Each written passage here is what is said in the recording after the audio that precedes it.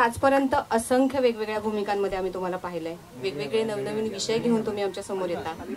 आता आम्ही तुम्हाला लोकशाही या चित्रपटात पाहणार आहोत आणि गजानन चित्रे हे कॅरेक्टर तुम्ही साकारताय। एकतर या भूमिकेविषयी काय सांगाल आणि ओव्हरऑल या सिनेमाचा एक्सपिरियन्स तुमचा काय होता सर?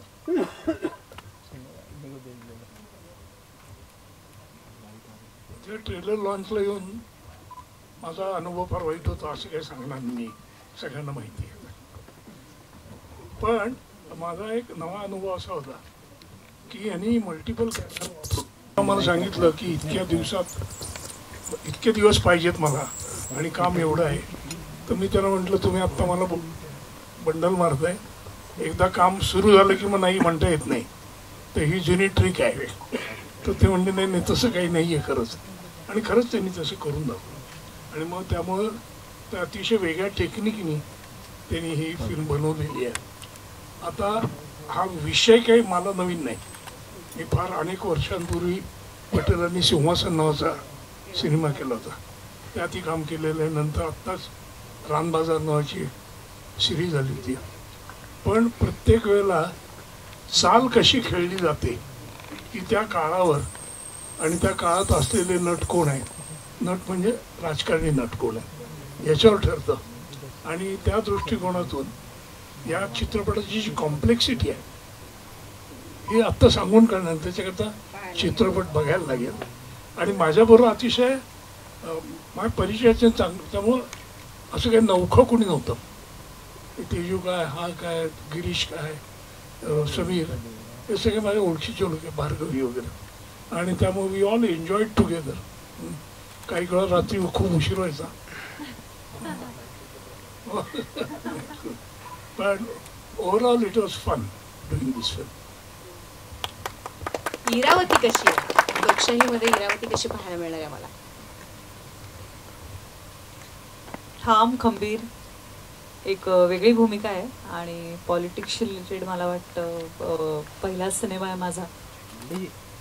आणि या जे आपण म्हणजे ह्या सिनेमाबद्दल बोलायला सुरुवात केल्यावर आपण पॉलिटिक्स या शब्दाने सुरुवात करतो, तर इरावती ही तिच्या आईबरोबर आणि कुठेतरी तिच्या आईच्या तत्वाने चालणारी मुलगी आहे, जी बाई राजकारणामध्ये बिलीव्ह न करणारी आहे, प्युअरली समाजसेवा करायची आणि राजकारणाच्या कुठेही रही आपल्या जवळपास फिरकला नाही पाहिजे।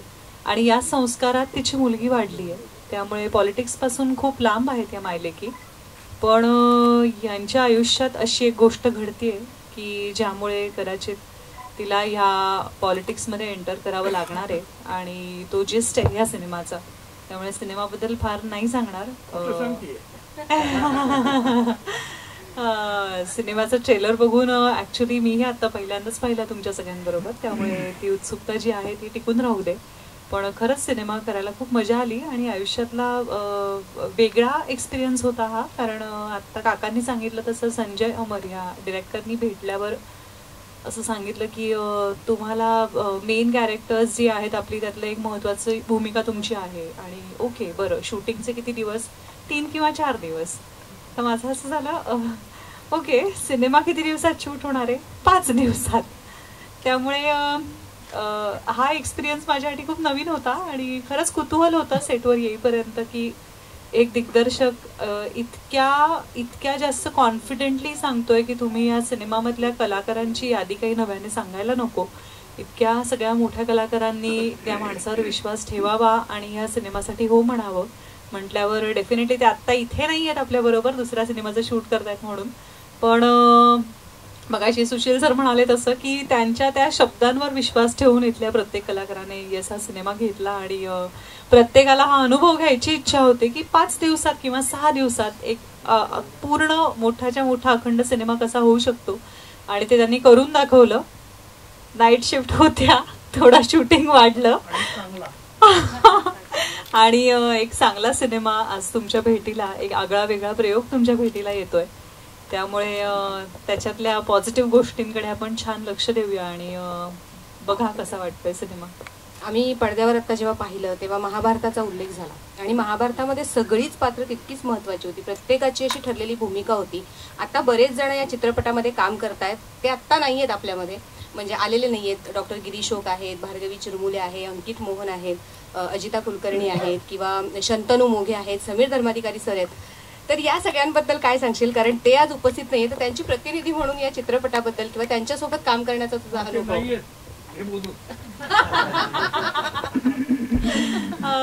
नाही, मला विचारशील तर कसं आहे ना, आपल्या करिअरमध्ये इतक्या सिनियर मोस्ट ऍक्टर्स बरोबर काम करायला मिळणं ही आमचा CV असतो हा. त्यामुळे मी मोहन काकांबरोबर काम करू शकले, मला आज ह्या इतकी तुझी नावं घेतलीस, या सगळ्यांबरोबर आज काम करता आलं, त्यामुळे माझ्यासाठी ही खूप मोठी गोष्ट आहे. आणि आय फील फॉर्च्युनेट की या सिनेमाचा आपल्याला भाग होता आलं, इतक्या सगळ्या दिग्गज कलाकारांबरोबर स्क्रीन शेअर करता आला, त्याचा आनंद आहे. आणि खरंच कलाकारांची इतकी सुंदर ह्या सिनेमामध्ये मला वाटतं भट्टी जमून आली आहे आणि प्रत्येकाने त्यांचा रोल इतका सुंदर पद्धतीने निभावला आहे. बाकी कामाबद्दल कोणाच्या काही बोलावं एवढं तर म्हणजे माझीच पात्रता नाही, त्याबद्दल मी काय बोलावं, आपल्या सगळ्यांनाच माहिती आहेत त्यांची कामं. पण खूप सुंदर टीम आणि आणखी एक 10 वर्षांनी मागे वळून पाहिल्यानंतर आपल्या आयुष्यात वाव, इतक्या मोठ्या कलाकारांच्या सिनेमामध्ये आपणही होतो हे सांगायला छान वाटेल मला. गमतीची गोष्ट अशी आहे, काश्मीर मधला एक मुलगा येतो आणि इथं मराठी फिल्म करतो, संजय अमर. म्हणजे पहिल्यांदा माझा विश्वासच बसला नाही. तो आणि त्याचा असिस्टंट माणिक कौल, हे दोघेही काश्मीरचे आहेत, पण चोख माहिती, म्हणजे मराठी लोक करत नाहीत. मराठी येत नाही. फार मला फार कौतुक वाटतं त्याचं त्यामुळं. आणि ही म्हणली तसं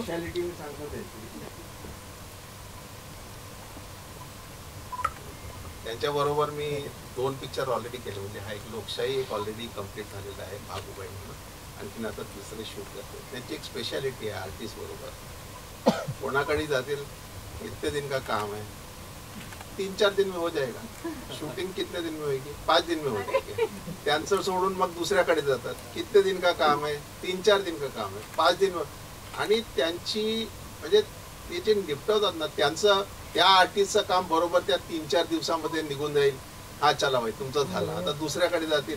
म्हणजे त्यांची शूट असेल 15-20 दिवसाची, म्हणजे सगळ्यांना सांगतील हेच 4 दिवसात कम्प्लीट होईल, 5 दिवसात कम्प्लीट होईल, 3 दिवसात कम्प्लीट होईल. आणि याचप्रमाणे मला वाटतं सगळ्यांना, आपल्याला सुद्धा 5 दिवस त्यांनी घेतले, यांना 3 दिवस घेतले, अशा सगळ्यांकडून वेगळे. कारण सगळे शॉर्ट डिस्ट्रीब्युशन असतात. ही त्याची संजय अमरची फार स्पेशालिटी आहे. काय जे मोठे मोठे आर्टिस्ट असतात ना, त्यांच्याकडून 3-3, 4-4, 5-5 दिवसात तो काम काढायचं असेल तो काम काढून घेतात. आणि नंतर जे बाकी जे मागचं काम राहिलेलं आहे ते दुसऱ्या 4-5 दिवसात काढतील. असं निर्माते म्हणून सगळ्याचा लेखाजोखा ठेवणं गरजेचं आहे. स्पेशालिटी आहे. कारण सरांकडे गेले आणि सांगितलं 10, 12, 15 दिवस पाहिजे, तर आता सरांकडे डायरीत बघायला पाहिजे ना, टाइम आहे की नाही आहे. 10, 12, 15 दिवस नाही सगळ्यांनी ऐका हे लिहून आणा. तर ही त्या संजय अमरची एक स्पेशालिटी आहे की सगळ्यांना ते कसं एकदम बांधून घेऊन चालतात आणि कसं त्यांना जेवढे दिवस सांगितलेले आहेत तेवढ्या दिवसात कशा प्रकारे सुट्टा करता येईल.